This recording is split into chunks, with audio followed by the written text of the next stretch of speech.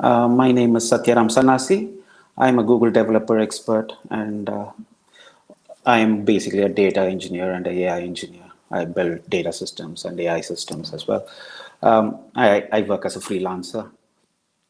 Okay, so today, like in this session, what we are going to look at is like how what are the things that you have to think about when you are accessing your enterprise databases from your agents or any other type of external system from an AI system.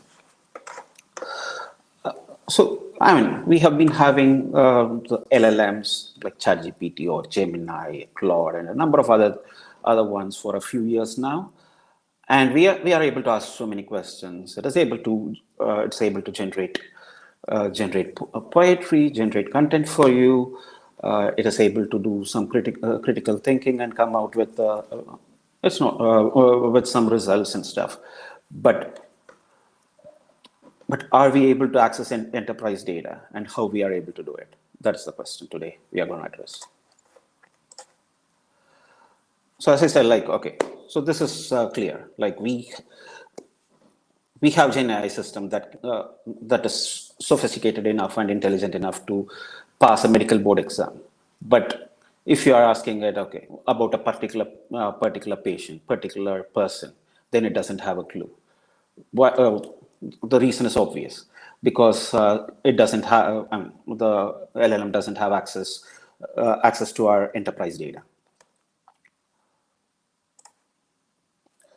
So here, when I say enterprise data, we have, just not talk specifically about RAG or fine tuning and stuff like that. So I'm talking more about the live data. So think of it like if you are working for a retailer, you'll be taking orders and you'll be storing in a database. So that's the sort of database I'm talking about here. I'm not talking about data on your hard drives, which can be where you can use RAG, store the vectors in Pinecone, or any other type of access. Like, so you can have the data in data warehouses and stuff like that. So I'm not talking about any of those. I'm talking about today. I'm focusing on talking about live data. So where the customer is interacting with your business, and you are holding that information in a live database. And these are a few things. Like, so in a hospital, for a patient, a lot of information is stored in the real-time database. Basically, the patient vitals may be stored, and also from a hospital perspective, some bed availability and all that information will be stored. And say, let us think of if you are working for a logistics company, then there are hundreds of trucks moving around, and the trucks will be sending real-time data. One of the critical things is the GPS data will be it will be sending, and if the manager wants to locate a specific truck or a truck in a specific area, then you need live access to the data. And again, in a retail, if a customer has returned and the customer is unhappy about a particular product they have purchased and they want to find similar products, then again, it may be a good idea to access the real-time data that is sitting on your system to ensure you know what is available, what is actually available, and find similar products. So this is all. This is what I'm talking about. It is about the real-time data and how we build that. So if you are working for a company and which is doing a lot of capturing and storing a lot of data, a retailer or a hospital, for example. So all these places have very critical data that is sitting on live databases. So maybe like Cloud SQL, AlloyDB, Spanner, MySQL, Oracle, anything for that matter. Here, because we are talking in GDG, I'm just talking about some Google Cloud databases alone. But it may data. The challenge is the same. So this is heavily guarded because of constraints like GDPR, HIPAA, and PCI. There's so many regulations which are important and this is the production data is quite heavily guarded. And it's not just about these things, operational constraints. You go and talk with an operational person who's managing this database, like a DBA, for example, or the operational manager. The first thing they are concerned about is, am I able to serve my customers?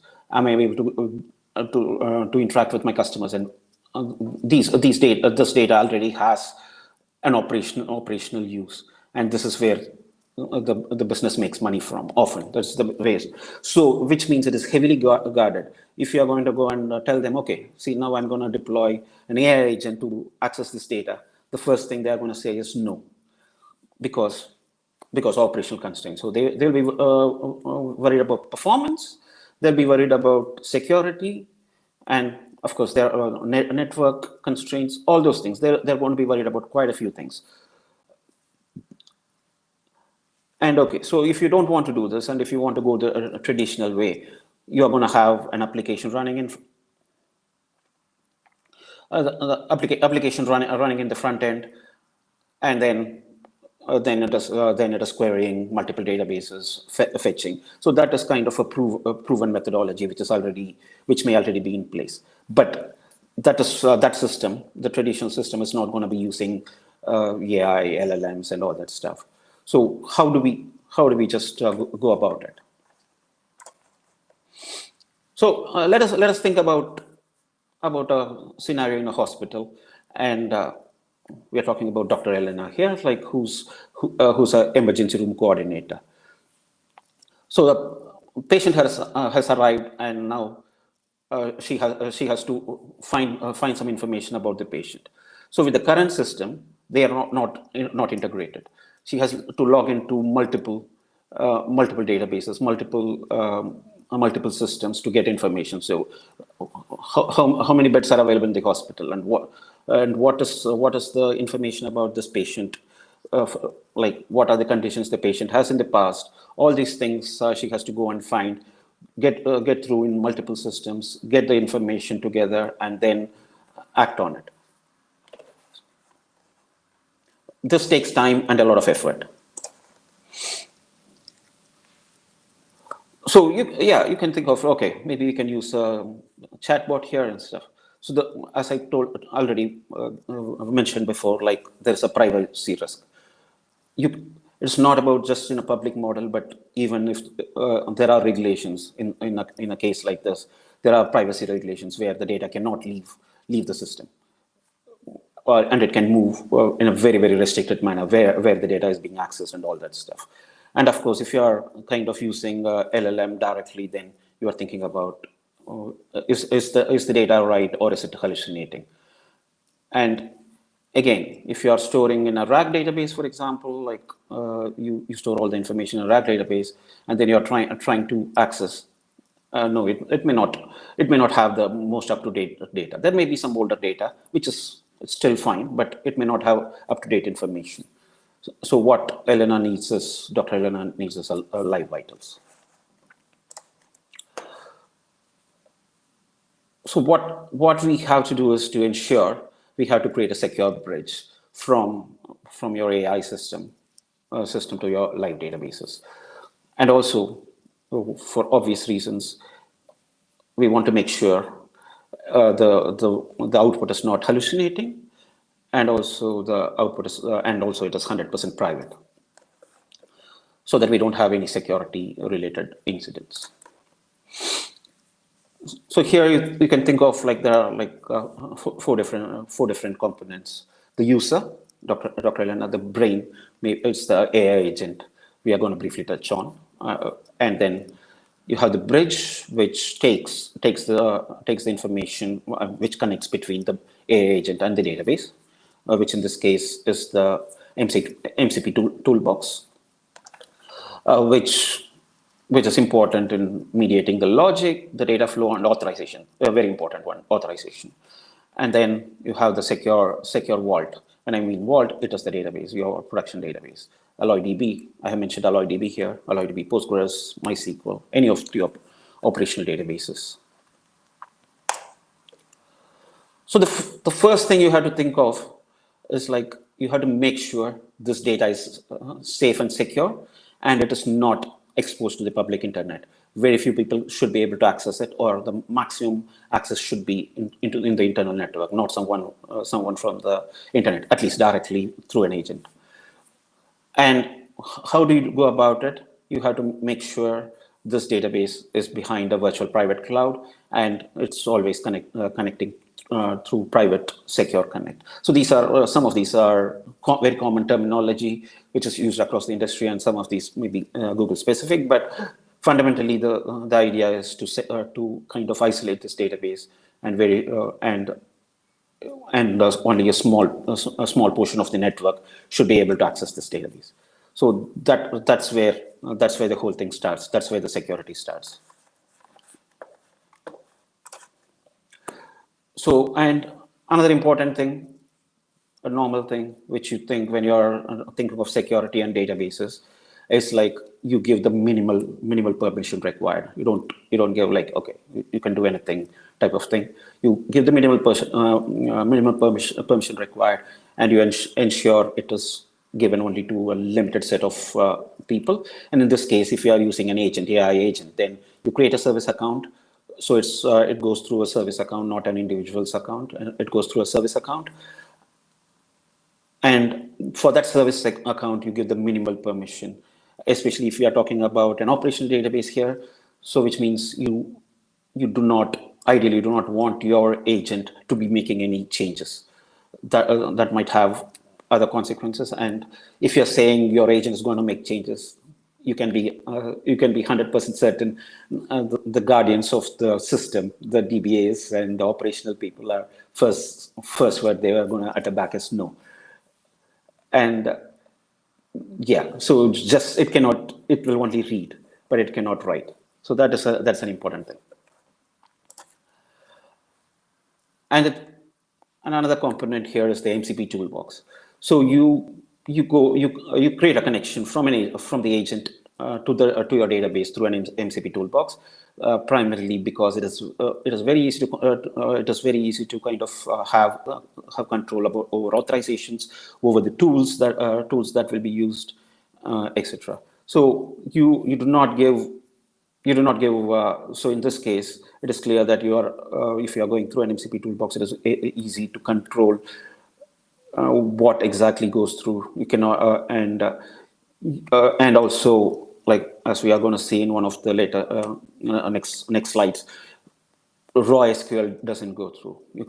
A user cannot give a raw SQL, and it goes through. So it hits the database. So if you're using MCP toolbox, then you can kind of prevent that. So how do you do that? So you create tools, and in MCP toolbox for databases, which is Google's MCP server, you can primarily, you can define your tools in tools.yaml. So let's say in this case, you have a tool called get patient allergies, and you give a description about what the tool does, and then finally the SQL. So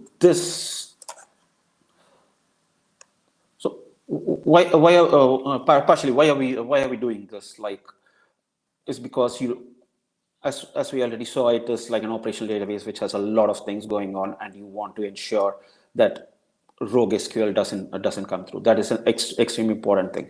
You want only the known SQL to go through, which is already well tested, well understood, and also it is from a security perspective, it is quite good. And as we saw, like we don't want to do things like drop table and stuff.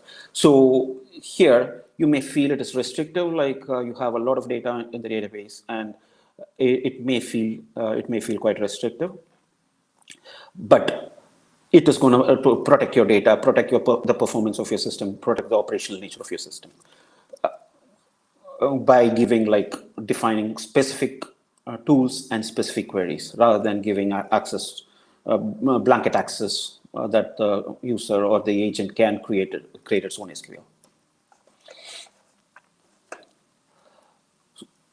So So how can you deploy your MCP server? Like you can put it on Cloud Run, and the database, if passwords are essential to be used, then ensure that it is in a secret, it's in secret manager or a system outside.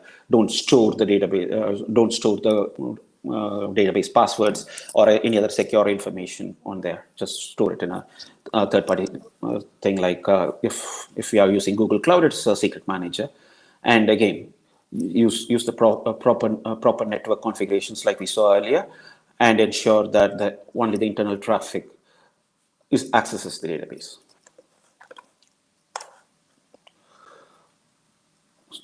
So these are the four things that we just saw. Like you have the enterprise database, you have the user, you have the agent, you have the secure the toolbox, which all together will help you to kind of implement a system with an agent or a system accessing live data. So just a little bit, let's talk about the agents that we'll be using. So assume we will be using the agent development kit, and use Gemini Pro. If you are using the Google Gemini, then use Gemini Pro, because it's likely that you want a high reasoning capability. But of course, this is something that you have to kind of test and ensure that test to see if you need Gemini Pro, or you can go with a lower version. So you have to balance performance as well as cost. And if you have to use a system that is specifically under LLM that specifically understand medical terminology, maybe you have to kind of fine tune your LLM. So whatever it is, like this is the combination that you'll be using. And yeah, so this agent. So basically, when a question is asked, it is going to reason and act. It is going to put a thought through. Say, let us say, the doctor asks, okay, if a particular drug is safe, and then your agent is going to think about, okay, how do I find this information? Then we have get patient medications. This is a tool that we have already defined in defined in the MCP toolbox tool, and then the output comes back. It knows, like, okay, the patient is using this, and then it goes through and says, okay, if the patient is using this, are there any other drugs that cannot be given along with it, that sort of thing. So just this is not very specific for this. It's a agent. It's the agent concepts React. And again, like we saw before, so just like a bit pictorial, especially if you are new to agents and tools. So you have the agent, and you define the tools, which are define the tools. These tools are nothing. If you are using Python SDK, tools are nothing but Python functions, which the agent has access to, and within the tools you define specific SQL statements so that it understands, okay, what it is, and what it has to do. Again, this is not very specific for this topic, but generally it's an agent concept. So I just included that to ensure that anyone who's new just has a bit of an idea. And again, one of the important things when you are defining tools is not just about the technical thing of what's in the function or what's in the tool. It is also about giving a good description so that your agent knows which tool to pick. So this is an extremely important thing. If you are giving clear descriptions, then it is going to choose the right tool and give you the good result. And again, so one of like when you're using an agent, you know it remembers multi-turn conversations. You're asking a question, the agent looks at the history before, a bit of history before giving its results. So here, for example, like when the second time when the doctor asks, does he have any cardiac risks? The agent already knows what the doctor is who the doctor is talking about. Doesn't have to be giving patient 55 or whatever. So it's not just about within your own session. You also make sure this is the history is stored stored for a longer time period as well. So you can, if you are using Google Cloud ADK, you can store the session history in Cloud SQL. That means when the doctor comes back in, they have some of the information. When a new doctor comes in in a new shift, the doctor has a little bit of understanding of what has already been asked, either looking through the session history or continuing the conversation from there.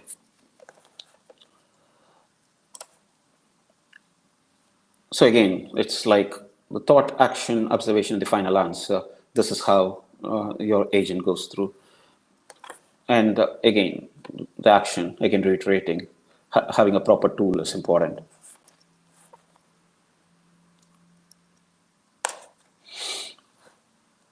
So it is basic SQL has a limitation. So you can you have to give very specific information, like, for example, where fever greater than 101 is the example I have used here. So that's what it can. It cannot really do semantic search, say find cases of weird rashes similar to this one. So that cannot. That sort of information. That sort of thing cannot be done easily with SQL. So basically, in this case, for example, if you want to find cases with similar rashes, then the doctor has to go through unstructured data. So for that, we can use semantic search with vector embeddings. So here, like with vector embeddings, you don't have to give very specific information, like fever greater than 101 and stuff like that. But you can ask; it will understand similar words, similar meanings and stuff. So I'm sure, like if you have come across RAG systems before, you know what I'm talking about. Just a quick thing on what when I meant vector embeddings, if you are new to it, new to the concept. So every word or every set of words is converted into numbers in a vector space.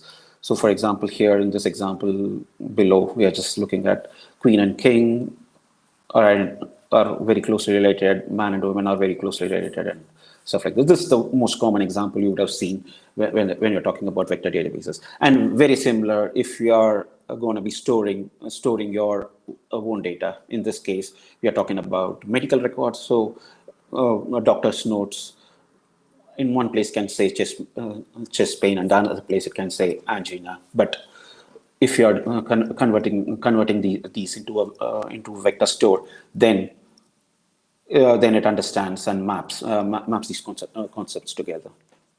And you can use the vector AI embeddings API there. So it's many of the modern databases, or the databases that you have been using, and some recent versions of them allow you to store the vector in place. You don't have to use a third party or an external vector database like a Pinecone or anything. For example, here AlloyDB and Postgres and Postgres, like AlloyDB is a version of Postgres.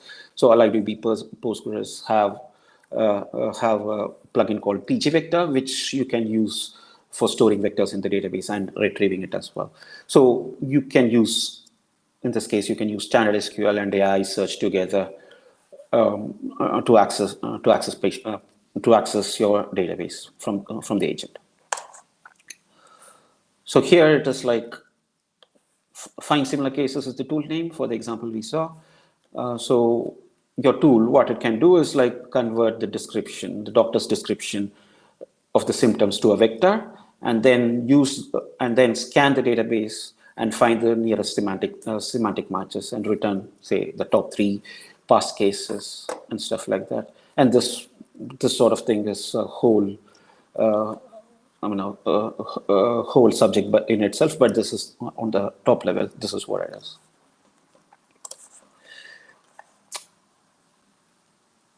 So you think of what with this vector the doctor is able to do. So has anyone seen the doctor asked, has anyone seen a reaction like this recently? And then the agent searches and gets back the information with some information. So which makes the diagnosis faster.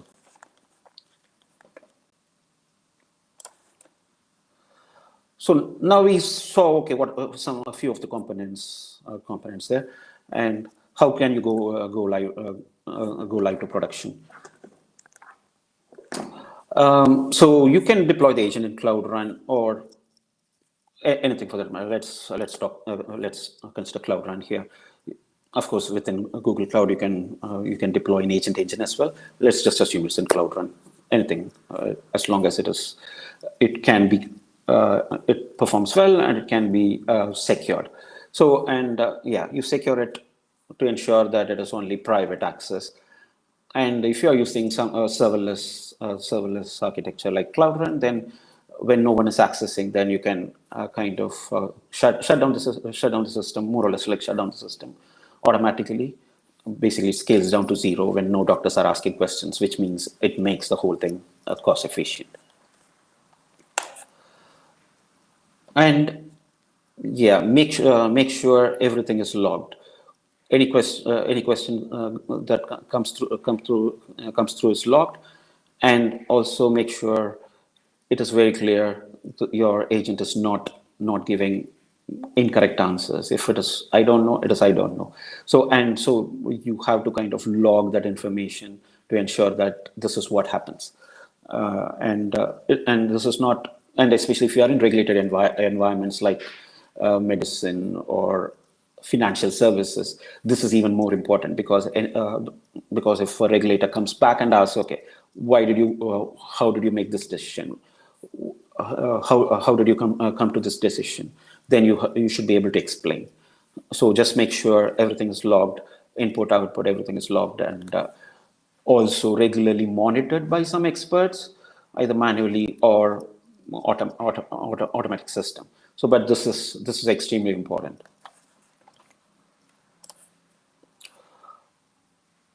Yeah, so this is what I mentioned, like the audit trail. So you make sure everything is logged, and the admins can kind of review the logs and ensure that the agent has followed the protocol. And it's not just when you're logging, it's not logging just the input and output. If you are using something like a CloudTrace, OpenTelemetry is what is used to implement CloudTrace. Like if you are doing that, then you can capture the time taken for each of the steps that you go through. So that's all. That's the fundamental thing. If you want access, it's extremely important. In many businesses, it is extremely important you have access to the live data. You can do a lot more with live data than data which is a few hours or a few days old, which is very common. Most of the AI systems in use today will be kind of accessing such type of data which is a little old. But there are a lot of use cases and a lot of utility by using enterprise live databases and have AI access the live databases for coming up with new informations, decisions, and giving information. It is extremely important. And if you are using that, then make sure it is isolated. The database is isolated, and your agent can be accessed only internally, and has very least privilege. The user that the agent uses has very least privilege, and make sure if you are using enterprise databases, make sure there is no SQL injection, risk of SQL injection, which means you are defining your own tools. And if you are assuming you're using the right data and giving the right prompts, make sure there's no hallucination. So what has happened, like by implementing a system like this, instead of the doctor going through 4 different screens or n number of screens and making and coming to a conclusion on what it is, now the doctor can use a digital colleague for instant accurate data, which is based on live data, the latest and up-to-date data. Thank you very much, and this is my LinkedIn if you want to connect with me. And yeah, if you have any question about this, you can ask me now or later on. Also, if you want to connect with me. Thank you very much.